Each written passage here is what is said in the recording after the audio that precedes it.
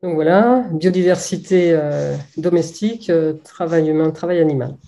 Alors lorsqu'il est question de biodiversité, et notamment de perte de biodiversité, et parce que le terme englobe le vaste champ des vivants, on pense d'abord à la biodiversité sauvage, et ensuite dans le champ domestique à la biodiversité végétale. La perte de la biodiversité domestique, animale, est beaucoup moins interrogée et très peu médiatisée. Elle est pourtant considérable et ses enjeux écologiques sont importants, tout autant que ses conséquences sur nos relations aux animaux de ferme et conséquemment à plus long terme sur nos relations aux animaux domestiques dans leur ensemble. Un petit exemple d'impact écologique de la perte de biodiversité animale et des transformations des pratiques agricoles, c'est le renforcement, par exemple, du processus d'industrialisation de l'élevage qui est actuellement conduit à des transformations de territoires d'élevage laitier, par exemple comme en Normandie ou en Lorraine, où il y a des agriculteurs qui se réorientent vers des modèles de culture céréalière. Donc ils abandonnent la production laitière et retournent des prairies naturelles pour y mettre des céréales, du sorgho, du colza ou du maïs, plantes qui sont le plus souvent destinées à la production d'énergie par des méthaniseurs, dont on sait que le nombre a drastiquement augmenté du fait que cette orientation est soutenue par l'État pour la production de gaz vert. Donc la perte là, de biodiversité végétale est directe. Une prairie peut rassembler évidemment des dizaines d'espèces végétales. En plus, du point de vue du changement climatique, on rappelle qu'elle capte le carbone et en plus elle retient les nitrates. Pourtant, selon certains auteurs, en fait, il n'y a pas de problème à ce que ces troupeaux disparaissent, puisque leur fonction historique, enrichir les sols, peut être assurée par les digestats des méthaniseurs qui sont épandus dans les champs en guise de fumier. Et cette assertion renvoie en fait aux représentations des agronomes des 18e et 19e siècles, pour qui l'élevage était un mal nécessaire à l'agriculture pour la production de fumier, donc était alors le seul fertilisant. Et curieusement, c'est cette représentation de l'élevage qui est réactualisée à la faveur du développement de la méthanisation. Alors, cette évolution s'inscrit dans le fil de l'industrialisation de l'élevage et elle entraîne évidemment une perte de biodiversité végétale, mais elle concourt aussi à la disparition de la biodiversité animale domestique, disparition qui a débuté au XIXe siècle, en même temps que s'imposait donc le capitalisme industriel et la zootechnie, la science de l'exploitation des machines animales. Il faut rappeler qu'au milieu du XIXe siècle, il existait en France des dizaines de races, par exemple de cochons, tout autant de sous-races très locales, en fait à peu près une par canton. Le type d'animaux renvoyait à un territoire et les critères de sélection des paysans portaient autant sur des critères esthétiques et de rusticité que sur des critères de productivité. Et c'était également le cas pour les volailles ou pour les vaches. La sélection zootechnique au XXe siècle, centrée sur des critères de productivité, de conformation, d'adaptabilité au système industriel et intensif, a conduit à la disparition de dizaines de races domestiques dans chaque espèce, jugées inadaptées et sous-productives, et un resserrement génétique extrême, comme dans le cas, par exemple, bien connu de la Holstein, où la totalité du troupeau mondial est issue de quelques taureaux. Ou dans le cas des porcs, dont il n'existe plus en France que 6 races, dites locales, sauvées par des éleveurs résistants à l'industrialisation, alors que les produits porcins, ce qu'ils appellent les lignées synthétiques, sont la propriété d'entreprises privées, tout comme c'est le cas en volaille. La sélection en poules pondeuses et en poulets de chair est tenue par une poignée d'entreprises internationalisées. S'il existe encore une certaine biodiversité en volaille, toute relative, parce qu'il y a un tout petit nombre d'animaux dans chaque race, c'est grâce à l'action de collectionneurs, en fait, qui depuis des décennies travaillent à sauvegarder telle ou telle race de poules.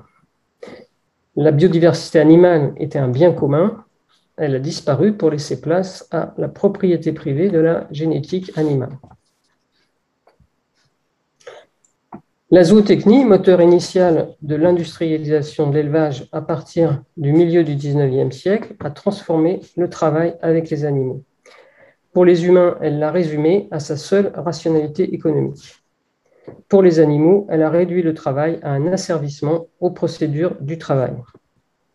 Quand le zootechnicien Paul Dechambre affirme que l'intelligence et la sensibilité des animaux doivent être écrasées pour les conformer à leur fonction productive, et donc il faut qu'ils soient transformés en automates, il engage les orientations de la sélection animale sur des critères de productivité, lait, muscles, œufs, et vers des profils d'animaux très spécialisés et très standardisés. Pour ces zootechniciens, la représentation des agronomes de l'élevage mal nécessaire à l'agriculture est obsolète. L'élevage, l'objectif est de faire de l'activité d'élevage une industrie comme les autres. Non pas dans le sens ancien du mot industrie qui renvoyait à l'activité, mais bien dans le sens qui s'impose au XIXe siècle, le modèle industriel, celui des hauts fourneaux de production animale. C'est bien la question du travail qui est au cœur des transformations, car pour que les animaux de ferme produisent de façon rentable, il faut changer de travail. Les paysans perdent du temps en contemplation. Ils sélectionnent leurs animaux sur des critères affectifs ou esthétiques inutiles. Ils sont irrationnels dans leur choix. Ils chantent pour leurs bœufs en labourant. La zootechnie s'attaque donc à tous ces temps improductifs. Tout comme le feront ensuite les modernisateurs des années 50 à l'appui de l'organisation scientifique du travail, armée de leur chronomètre. Le nouveau Larousse agricole, qui a été publié en l'OST, comme la réponse incontournable aux représentations archaïques qu'ont les paysans de leurs animaux, donc leur propension à flâner. Le volume lui-même, d'ailleurs, est complètement construit de manière hyper rationnelle. Comme l'explique André Sanson en 1888, le problème de la production du bétail est donc avant tout un problème industriel. Or, quelle est la condition des entreprises de ce genre? C'est qu'elles aient pour résultat un bénéfice par la création d'une valeur supérieure à la somme des valeurs employées pour obtenir celle-là. Sans cette condition, on peut bien faire de l'art, on peut faire des choses belles au point de vue de l'esthétique, de la on ne doit donc plus renvoyer à un état, comme le qualifiait Mandras, mais à un métier. Ce qui entraîne que les nombreuses rationalités du travail paysan, rationnelles, relationnelles, esthétiques, morales, se trouvent réduites à la seule rationalité productive. Travailler, pour les zootechniciens, c'est produire. Et c'est uniquement cela. Or, comme le montre la psychologie du travail, et notamment la psychodynamique du travail, travailler, c'est produire, mais ce n'est pas. Oui.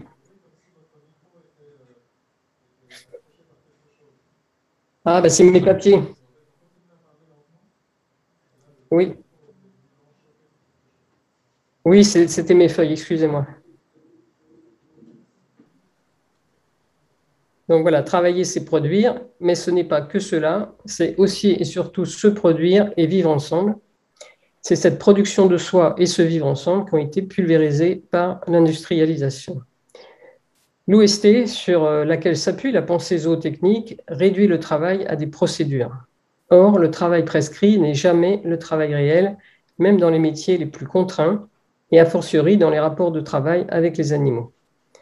Car contrairement aux théories zootechniques de l'animal automate et aux représentations de l'animal comme objet industriel, représentations qui sous-tendent le travail dans les productions animales, les animaux ne sont pas devenus des machines. Ils restent des animaux, des êtres vivants, intelligents et sensibles, quels que soient les systèmes de production dans lesquels ils sont au travail.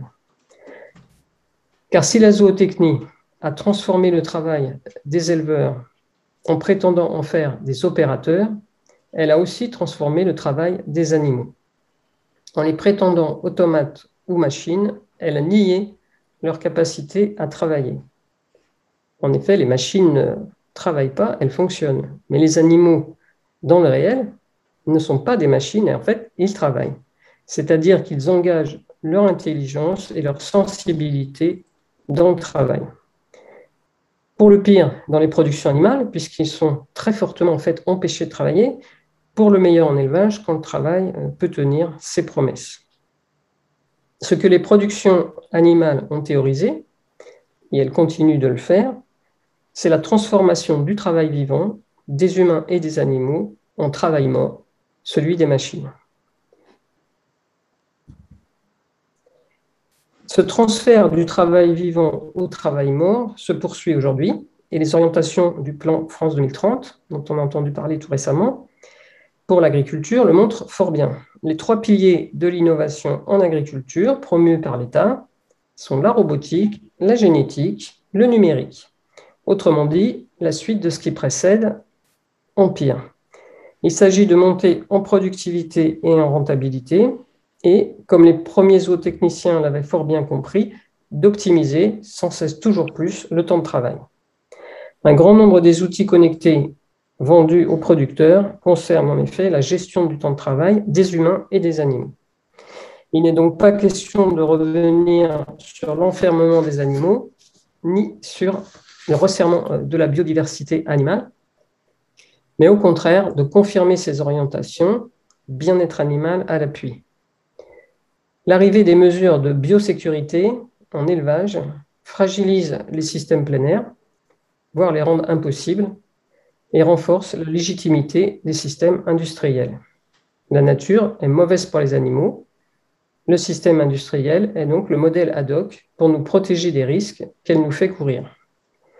Je rappelle qu'une filière comme la filière porcine est confrontée depuis son origine, dans les années 70, à de très nombreux virus et bactéries qu'une artillerie médicamenteuse ne suffit pas à contenir. Le système de production devient un camp retranché où la traque des virus se fait à grand renfort de clôture, quarantaine des salariés, douches répétées, organisation du travail en flux. Ce modèle, qui brise le lien entre humains et animaux et détruit le sens du travail, a provoqué la quasi-disparition de l'élevage de cochons et risque de faire disparaître les quelques élevages plein air qui subsistent, donc en même temps des prairies et des espaces de cohabitation entre différentes espèces végétales et différentes espèces animales.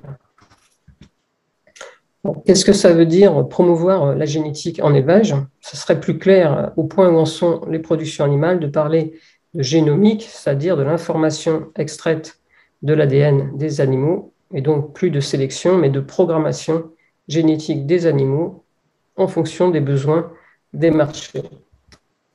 Qu'est-ce que ça veut dire la robotique en élevage? Tout d'abord, des races animales adaptées aux robots, c'est-à-dire par exemple des vaches qui ont des trayons conformes au fonctionnement du robot de traite et des comportements conformes également, des animaux à haute performance et standardisés. Cela veut dire moins d'animaux pour un moindre impact environnemental, mais des animaux plus performants.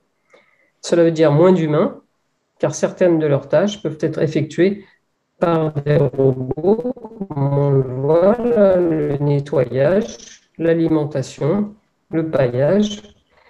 Cela veut dire majoritairement des vaches en zéro pâturage, avec au mieux une cour de récréation. Qu'est-ce que ça veut dire le numérique en élevage? Le terme renvoie à la notion d'élevage de précision, autrement dit à l'usage de capteurs et d'outils connectés. Les animaux sont des fournisseurs de données sur leur fonctionnement, comme on voit là à l'image. Et ces données, en fait, sont très peu utiles pour le producteur et elles ne font en fait que transiter pour rejoindre les véritables utilisateurs des données, c'est-à-dire notamment l'encadrement et les firmes pour lesquelles les éleveurs travaillent. Donc le numérique en élevage, ce sont par exemple, comme on le voit là, des capteurs insérés dans le corps même des animaux, par exemple, là en l'occurrence dans la panse de la vache. C'est aussi, par exemple, la reconnaissance faciale, qui est supposée rendre visible le comportement des animaux déviants, comme on le voit là, la vache qui ne mange pas à droite.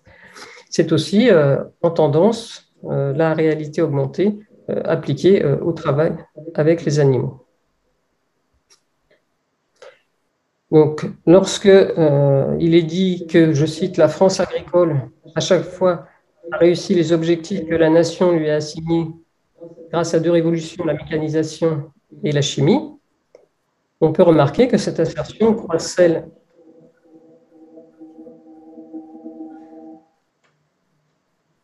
croit celle de la start-up Geltor, qui a été créée en 2015 et qui annonce, donc, je cite, « Le XXe siècle était celui de la chimie, bienvenue dans le siècle de la biologie ». Gestor, en effet, considère que les produits animaux appartiennent au passé et qu'il est temps de designer autrement la nature. En titre d'exemple, la start-up produit du collagène vegan. Le siècle de la biologie, c'est aussi celui évidemment de l'agriculture cellulaire. Le modèle est proposé non plus comme alternative à l'élevage, comme c'était le cas il y a encore 2-3 ans, j'ai écrit un livre sur le sujet, mais comme forme moderne d'élevage. Et l'usage, par exemple, du terme viande cultivée au lieu de viande in vitro ou clean meat en témoigne. En changeant le niveau d'extraction de la matière animale, la cellule au lieu de l'animal, le contenant, l'incubateur au lieu de la vache, l'agriculture cellulaire prétend remplacer l'élevage, qui serait la forme obsolète de production animale, tout comme les zootechniciens du XXe siècle, du XIXe siècle, prétendaient remplacer l'élevage paysan, qu'ils jugeaient obsolète et archaïque. Et donc, pour conclure, je dirais que cette production, si elle devait effectivement voir le jour, signerait la fin des animaux de ferme et à terme, la fin de nos relations aux animaux domestiques et l'artificialisation et l'uniformité radicale de nos relations à la vie. Merci de m'avoir écouté en français. Merci Jocelyne. Thank you for very provocative talks and very complimentary. I would like first to give the opportunity to the panelists to react to one another's talk, if you'd like, for a few minutes. Is there anyone who would like to say something? Well, I'll just say that I was very impressed with both the talks. I think they're tackling issues that economists haven't really thought about very much for a long time, maybe because they're rather difficult ones, and it's best to ignore complex issues. I think we on the in particular the food one, things are moving really quite fast, and I think it's great that academics are leading the way on this. It is interesting. I realise this is a UK statistic, but you know we've reduced our meat consumption by about 17% in about as many years, actually. And there doesn't seem to be any sign of that changing. It looks like it's going to carry on declining for some considerable time. And I think we need to start building that into some of our planning. It surprises me that we still have a Department of Environment and Food here that are assuming that today's diet is going to be tomorrow's diet. And that doesn't seem very likely to me. And we ought to be thinking about planning for that. Maybe in some cases even encouraging that. Actually. You know, there's a lot of good externalities that come out of that. So yeah, right. I just sort of talk about the fact that the baseline's changing all the time. Yeah, thanks to the other panelists too. I learned a lot. Anyone wants to follow up, Mark or Jocelyne? Mark. Sorry, a little transatlantic delay there. I think it's valuable to see how trying to do more careful analysis of questions that come out of this sort of stuff can really help open our eyes to problems that we may have not even seen were there before. For example, in Ian's talk, seeing how just letting tree planting things respond to market forces can be like actually really the opposite of what we're sort of thinking we're going to be accomplishing by that. And then doing some modeling can help us actually see, hopefully in intractable ways, how to do it much better. So I think, you know, lots of the stuff the three of us has that sort of property. Okay, so I see there is a question by Rob Sokolo for Mark about extending your methodology to plants. Have you considered that? Yeah, so I'm a philosopher by background, as full disclosure. So we tend to think that plants are not sentient and so do not experience well-being.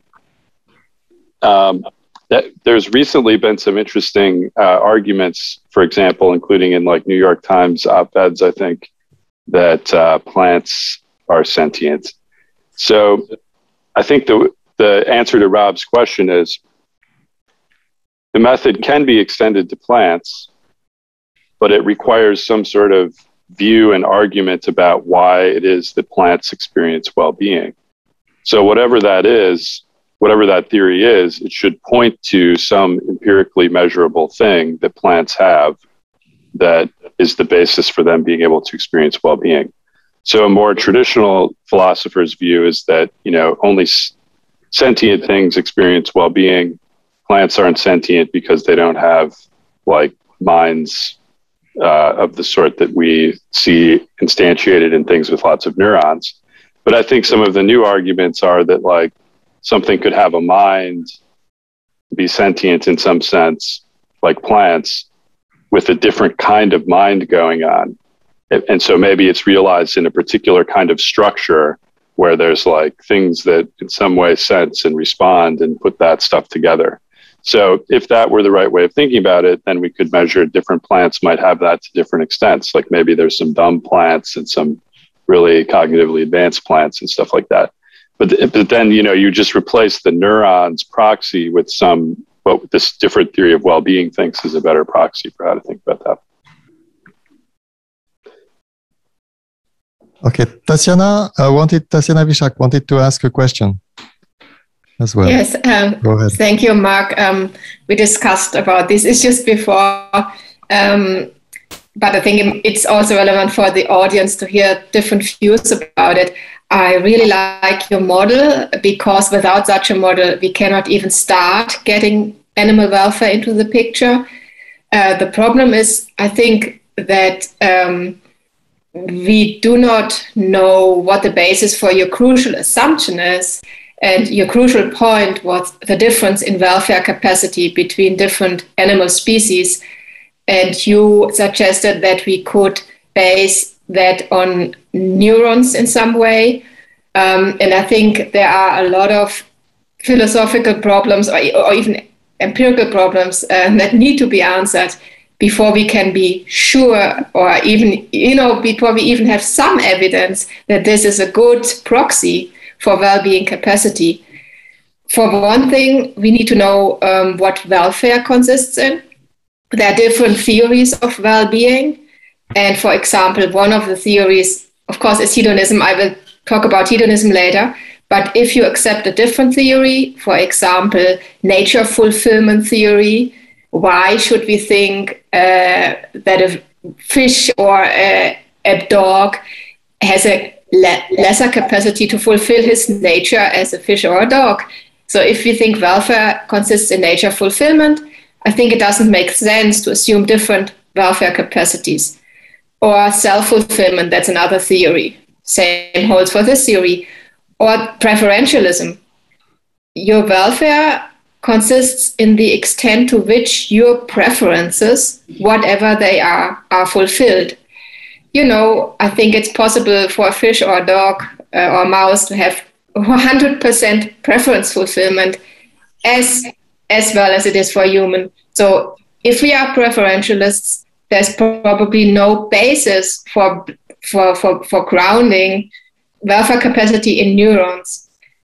And in general, even if we are hedonists and think that well-being consists in pleasure or the relationship between pleasure and suffering in our lives, you talked about dumb and advanced plants just in your response, but why should, you know, dumb individuals have a lower capacity for pleasure than cognitively more advanced individuals? It's completely uncertain. So I have a lot of questions about, you know, your idea, and that was central in your talk, to base differences in welfare capacity on neuron count. So I think there are a lot of questions to be answered before we can even get started, finding a proxy that we can feed into your model. Yeah, thanks, Tatiana. I think those are great comments. All seem right, identifying important limitations and further challenges. Some reasons for, some considerations that strike me, and to add to those, there's an interesting question to what extent you need to figure out what the correct theory of well-being in a philosopher's sense is in order to do good welfarist policy analysis. Philosophers, of course, tend to think like, oh, of course, the philosophers have to be put in charge of figuring it out. Not that either of us think that, but as a sort of caricature. But it strikes me that maybe you don't really need to know the answers to those philosophical questions so much. Whether hedonism is true or some objective list theory, either those are very different, or preference satisfaction view of some radical, simple sort. Like those are three different views that philosophers talk about, very different views of what well-being ultimately is and is explained by.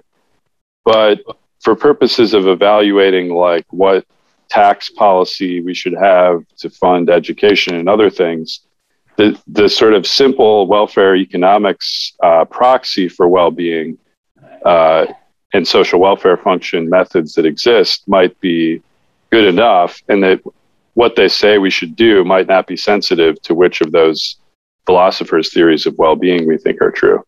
So I think there is a wider range of like uncertainty about how to think about animals and what the implications would be for animals. But in a somewhat similar way, I think, because we're going to want to do a sensitivity test anyway to a very wide range of different assumptions for how to think about different animals' well-being capacity, it's not necessarily true that we need to figure out the answers to these questions about well-being.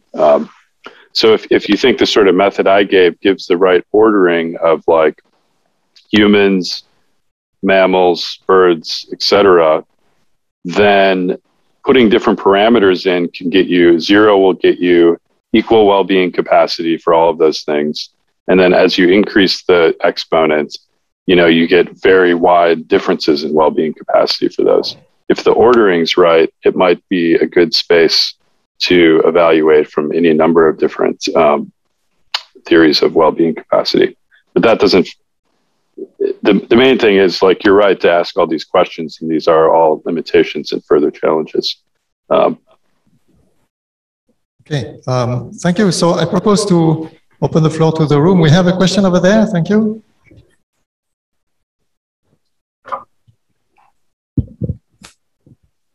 Thank you for your presentation. I have a question about. Can you speak up so that we hear the question? Can you speak up more loudly for the room, because the microphone doesn't give us the sound here? I have a question about your model, and I would like to know how do you take into account the feedback, the negative feedback of one species on the other, especially the stress induced by trophic relations? And is it taken into account the duration of life, the quality of life, and then how could you use your model to see what happens when we introduce species in another environment? I don't know if you understand what I mean. Was the question for Mark Gundolfsson? Yeah, so Mark Gundolfsson? Yes, okay, yeah. I don't know if you can see this, but the model does take into account the quality of life adjustment and duration of life. That's the last two terms here. And then one of your earlier questions was how to take into account like the effects on other animals of, say, one animal species going extinct. Sorry, there's some dogs parked in this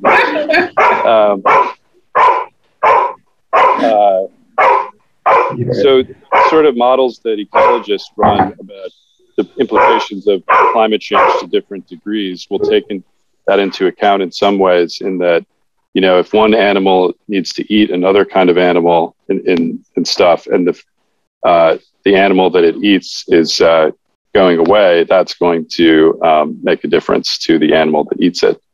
In my understanding of the ecology models that we would want to, you know, I think people at EASA have a sophisticated model like this. Those dynamics are sort of represented in there. Now, from a welfarist point of view, which cares only about well-being, it doesn't really matter if things go extinct per se. What matters is like how much well-being there is and how it's distributed. So a person could reject welfarism and think that we should have like some intrinsic value of like ecosystems themselves and nature itself in addition to welfare. And that would be another a way of disagreeing with or thinking that's not fully adequate sort of approach I was floating here.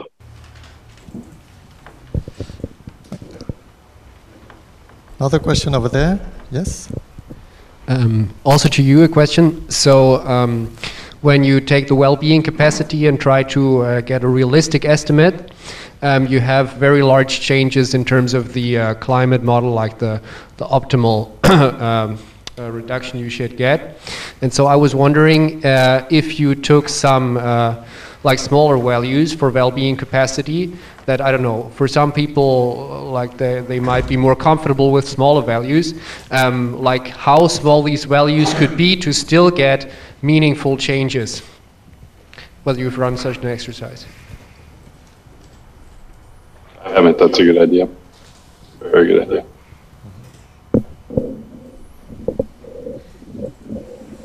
But you haven't looked at it yet? No, okay. But thanks. So Mark takes that as a suggestion. Stéphane?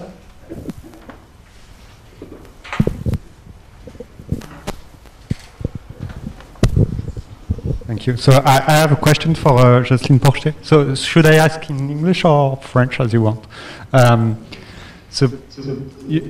Basically, you showed this trend of agriculture going more to a kind of industrial model. At the same time, there seems to be a lot of movement, social movement in favor of animal welfare. So how do you interpret that? I mean, is there just a clash or different trends where there is, I don't know, the industry and perhaps people in the government that are more in favor of this industrial model, and in the public there is more and more call for animal welfare? Or can we disconnect completely the two, and the industrial model is also trying to accommodate in a certain way this requirement of animal welfare, but perhaps not the appropriate way? Non, je crois que les deux sont liés, c'est-à-dire la problématique du bien-être animal, elle est vraiment, c'est la face, l'autre face de l'industrialisation. En même temps qu'émerge vraiment le processus industriel dans les années 50, c'est-à-dire non pas quand il est conceptualisé, mais quand il est vraiment mis en acte, et bien, au même moment, il y a des réactions contre. Le bon exemple, c'est le livre Animal Machine, qui est apparu en 64 et qui est une critique de l'industrialisation qui se mettait alors en place. C'est la problématique du bien-être animal. C'est, en fait, de mon point de vue, c'est ce qui a permis de faire durer jusqu'à présent le système industriel, puisqu'il a laissé penser que les animaux pouvaient être bien dans ces systèmes. Et donc, en fait, voilà, c'était une manière de le faire durer. Alors maintenant, le bien-être animal, après 40 ans de financement, des monceaux de publications, etc., montre son impasse, et le fait que justement, en fait, il change rien, ça ne change rien, ça a alimenté quand même le mouvement animaliste, puisque je pense que c'est logique quand on dit voilà, bien-être animal ou pas, les animaux sont maltraités, très maltraités dans ces systèmes. À ce moment-là, on arrête tout, quoi.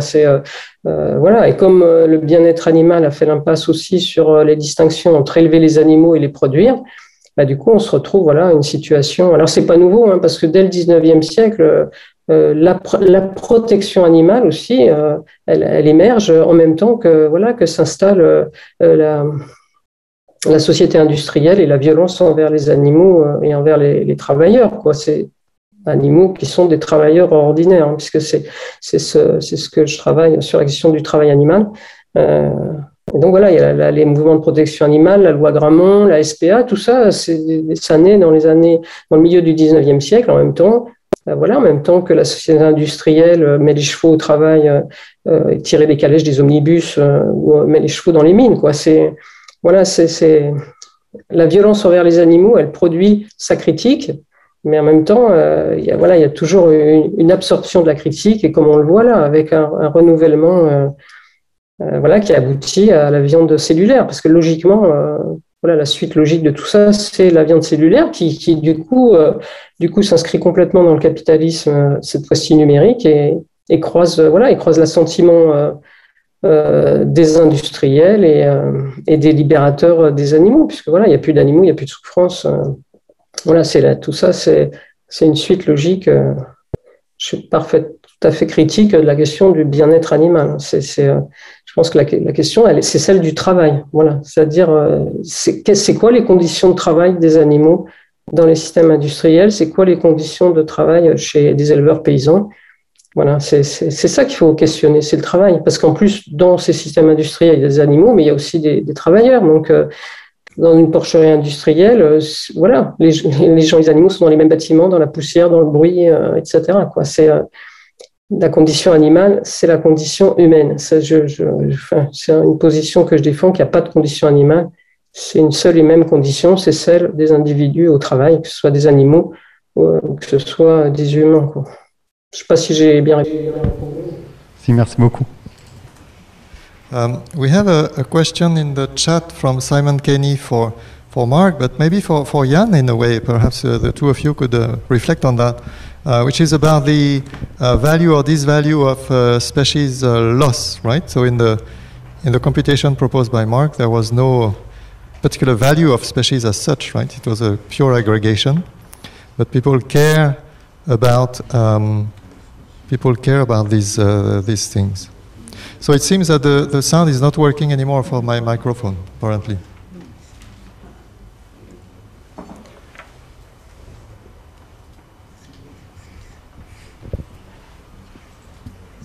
Yeah, we lost the audio from Paris.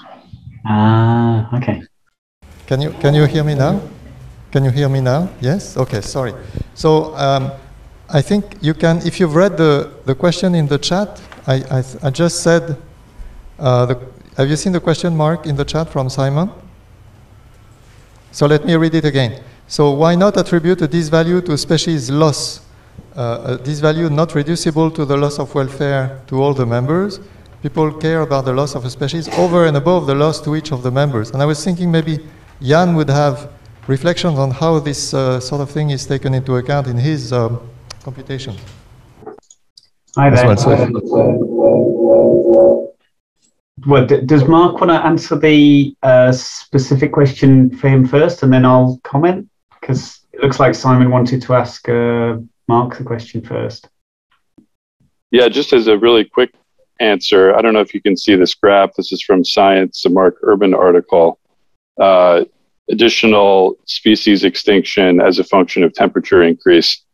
So you could, as Simon, I think, is wisely pointing out, you could assign some sort of disvalue to this as an additional intrinsic value of ecosystem sort of harm that's happening. And in one version of this sort of paper, we did that. It just seemed kind of boring because it's like pretty straightforward. You just add more, the more disvalue you add, the more you should be doing about climate change. But it's hard to see like how exactly to measure the disvalue in the relevant sense. And it just all depends on how big or small that disvalue is. But it seems like basically a correct point to me. And there are ways of doing it. Fran Moore might have a much more sophisticated and intellectually interesting sort of modeling exercise, I think, coming up where she talks about that sort of stuff. Well, I think Mark was asking me about the UK approach, but more generally the the approach that we're taking in our work. I suppose we're taking a very, you could almost call it quite a draconian approach, which really says, look, there's so many scientific relationships. Forget about the economics for a moment. There's so many scientific relationships we don't understand.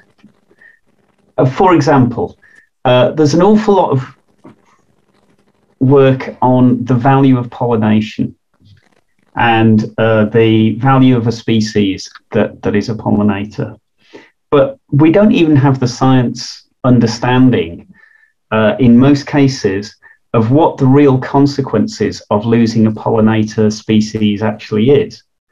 And it could go either way. You know, on one end, you could get ecosystem collapse.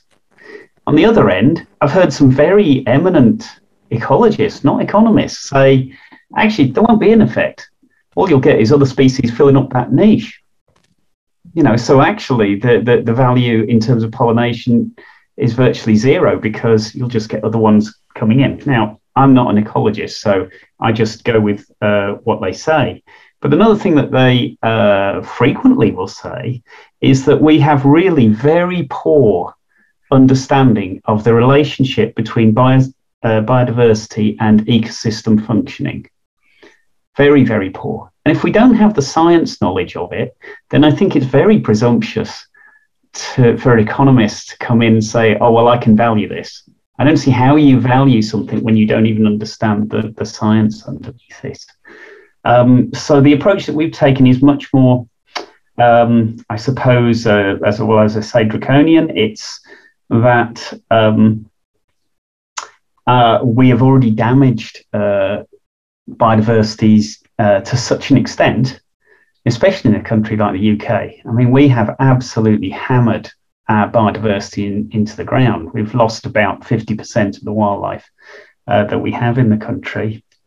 It is time to make a stand. Our politicians have signed these documents that say that we're going to stop biodiversity loss, but not actually doing much about it. Let's actually implement that principle within cost-benefit analysis and say, well, all right, okay, so what we've got here is an absolute. You can't have any more loss of this. And if you have a project which causes more loss, particularly if it's non-compensatable in physical terms, not in money terms, then the project doesn't go ahead. And it solves an awful lot of problems with regard to the economic assumptions that economists love to tie themselves in knots with. So I think that's a stronger approach. Okay, thank you very much, Jeff. And that's a positive note to end this session. Let us thank the speakers very much.